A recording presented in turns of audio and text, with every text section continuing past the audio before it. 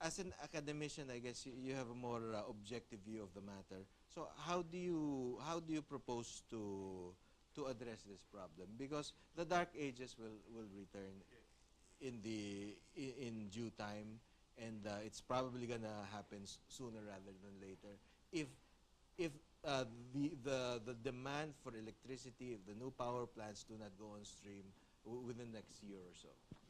Well, the thing is that the Department of Energy has to become much more aggressive in terms of, ensuring that these power plants get done. No? So there has to be more coordination between them and the local governments to make sure that the permits are easily fixed, right? And that we are doing this not just for the power plants in Mindanao, but have to do this nationwide. Because there are about 2 or 3 power plant projects in Luzon that have not been issued their final permits because of all these problems that we described. NGOs picketing, LGUs trying to get a cut, environmental agencies trying to wait for another signature, etc. No? And so these things have to be resolved. There has to be some fast track system, because otherwise what will happen is a repeat of what happened in the Ramos years. Mm. Where in order to solve the problem, you have to get more expensive, more fast track, more... But he had no choice, because he had no choice. That was a stopgap measure. So the power barges were expensive. Correct. They didn't produce as much electricity. But in an environment where there was no electricity, you had to come up with something pronto, di ba? Correct. So we don't want a repeat of that, because that was a measure that was effective, but it was done in an environment of desperation. Yes. So we don't want to get to that level where we're very desperate for power and we pay for anything that can give us power. I suppose we can understand why the LGUs or even the barangays like Iligan or wherever would charge certain taxes. No? That's within their rights. Yeah. But I think the problem are the NGOs and other supposed do-gooders, religious groups who want to get into the picture and ultimately want to get a slice of the pie in the guise of helping the environment or whatever. I mean, many of them mean well, because it's true that coal or diesel creates carbon, which creates which promotes global warming. And we'd of course rather have solar plants and wind generation plants. But we also forget that our wind farm in Ilocos and the solar plant that we have up in Cagayan de Oro, they're all very expensive. They're much more. They're more expensive. They're cleaner, but more expensive. Same. The wind is not very reliable, because some days you have no wind. Mm-hmm. So, and some days you have a cloudy day, so you don't get as much juice from your power plants. And so, and we've also started running out of areas where geothermal plants can be dug up. Mm-hmm. We now have to dig inside national parks, and I mean. And you can only have so many waterfalls. Yes, we don't have that many rivers that can create hydroelectricity. Okay. And so there are trade-offs with everything. That's the thing that people don't understand. So if you take a hardline stance and say no to coal, right, what's your substitute? Okay, late in the Arroyo administration, they were revisiting the nuclear option. But yes, of course, that's all but dead after the Fukushima thing. Correct. Everyone was turned off. But it's an issue that will continue to surface once the need, the desperation arises. And one thing that is probably good is the fact that technology probably is taking into consideration what happened in Fukushima. So, what are your views regarding nuclear power? Well, I would originally support it because of the fact that it's renewable, it doesn't pollute the air, and it's not renewable, sorry, but it doesn't emit carbons, and therefore it's cleaner.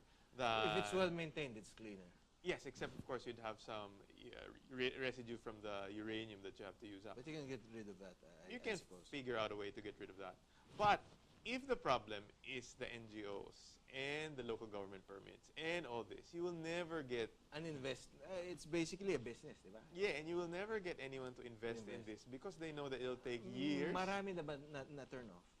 And plus that, you'll get pickets. It will not... I mean, if it's hard enough to build a coal plant, how much harder would it be to revive this hot potato of a plant? So I think we should just forget that and focus on stuff that's more doable, stuff that can be on stream within 2 or 3 years.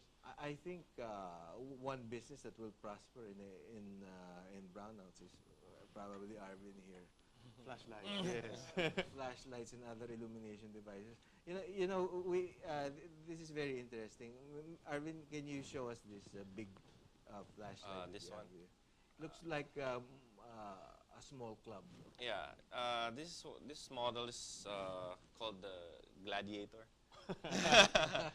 for the express purpose of self-defense. So Okay. you have your illumination tool, you have your flashlight, then you also have a mini club, Okay. which security guards, police officers, law enforcement, military can use when you're roving around high security areas such as power plants. Correct. So this is a self-defense implement. Maybe Robbie can recommend this to some of the LGUs and the NGOs and the religious groups. Well, if you have a brownout, there's less light, there's more crime, right? Yeah, So yeah. it's doubly useful to have Yeah. something that can solve both. So, on the technical side, what's interesting about this? Is this run by batteries or? Yeah, it's like any light source would need a power source. So most flashlights, these ones are AA. These ones are run by lithium-ion batteries, okay. 18650s. They're thicker and longer batteries, which are rechargeable. So it's more economical in the long run, and less pollution, wastage Correct. for battery acids and stuff like that. Okay, I'll ask the both of you guys. Although you use your specializations are sort of different, but towards the same goal. Technology is making available to the average household a lot of new gadgets, illumination gadgets, even electric fans, water cleaning stuff, water pumping stuff that are self-contained, meaning to say you don't have to be in the grid. Yeah. You can be sort of like a prepper. I mean, Yeah. if it's just light, basic light, you have solar power, maybe stick it in the roof somewhere, and have at least a certain amount of light in the house during a 12-hour brownout. So, do you see that kind of technology taking the next step in view of what's happening? Well, the beauty of today, as opposed to the 90s, when we had our first set of 12-hour brownouts, Yes. is that back then, if you're working on something on your computer and the lights went off, then it's goodbye to the files, right? Your 10 hours of work disappears if you forgot to save. Now you can back it up. Now, most of us work on laptops, which has its own power, so if you get a blackout, it doesn't matter, you can survive. And same, you can access the internet with your cell sites. I mean, there's so many ways around power now, and with better flashlights too, that the effect of a blackout is not as bad as before in terms of productivity, in terms of work. I will. At least for me as a teacher. I mean, yeah. It's different for a factory worker. For the household, siguro, Yes. the impact would be less. But for someone into e-commerce, time with a computer down is time that you don't earn. I was mentioning the cell sites. I know for a fact that they have internal batteries that run for 4 to 6 hours. Yes, But yes. if you have 12 hours, right, smack in the middle of the day, where the demand is high, where industry is running, then you can really screw up the economy. Oh yeah. No, I'm not saying that the economic effect is zero. It is very, very bad, especially for factories that need power, right? But for the household, you're right. It's not as bad as before. What other new technologies, Arvin? Actually, with advent of new technology, photovoltaics, they have a new product they're testing out right now. It's the solar panel, but it's flexi. Okay. So, kasi the problem with solar panels, right now, it's bulky. Yes. So you put it in a roof, blah, blah, blah. So yung square footage mo, it's parang you can't maximize it. Right now, it's like plastic, that's foldable. So right now, the new technology for solar panels, you can wrap it around pillars. So it's more, you can maximize your surface area, like walls outside the house, hindi lang roof. So you maximize the sunlight outside. Oh. So, and also the backpacks, they have right now backpacks with external solar panels. So you can hook up your laptops while walking, it's charging. Okay. So, yeah. Robbie, what's the next step as far as power generation is concerned, I guess you mentioned that the wind and solar is not that efficient yet. Yes. Yet, but technology seems to have a tendency of catching up with the needs of the time. Is it worth investing in these technologies, or is it just more of a green thing? But now that you mention it, it might be worth investing in two things. Now, the first thing is, of course, if you put solar panels on your house, then you always have power. And you save on from your the grid. bills. Actually, you from can the give grid. back to the grid. Yes, in fact, a lot of companies, like especially sugar mills, when they burn their excess trash from the sugar, they can actually start selling power to the grid. So that's one way of solving the power crisis and making you a little more, insulated from the effects. And the second thing that you can do is that a lot of the appliances now, refrigerators, those that use a lot of electricity, refrigerators, air conditioners, etc., they now have inverter sets, which could lower your consumption. And if we can all lower our consumption by converting our systems into inverters, etc., then you will actually not need as many power plants. So you can actually minimize the brownouts if everyone all just move to flashlights. Actually, there's a project in the States in one village there. They have all solar panels, and they hooked up to the grid. If they're not using that much electricity, if you're in the office, actually yung meter nila is turning backwards. Ibig sabihin, they're giving back to the grid. So, they're giving back to the, instead of they're consuming, they're giving back. Nagbabawas yung consumption mo. Correct. So, less payment to the government and stuff. But you're giving to the grid, more power to the grid.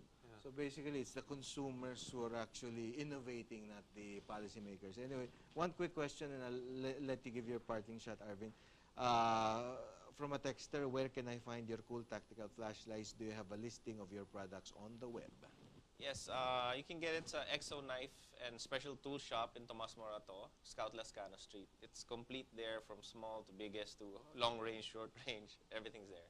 Okay, Professor Robbie, your parting shot and some maybe words of wisdom to whoever's running the show, if someone's actually running the show, to our policymakers regarding the looming brownouts. Well, yes, as we mentioned earlier, there has to be something done. But given that the Philippine government is the Philippine government, I guess as citizens here, we have to start taking more matters into our own hands. If you can find ways to set up a solar panel on your roof to minimize your consumption, then that also helps, right? Both environmentally and, of course, financially, it can save you a lot of bills. So if you become less dependent as like a doomsday prepper on the national grid and become more self-sufficient, then it's good for everyone. And on that note, we hope today's show gave you some useful and potentially life-changing ideas on the internet. Our website is www.practicalbusiness.tv. Please like Practical Business.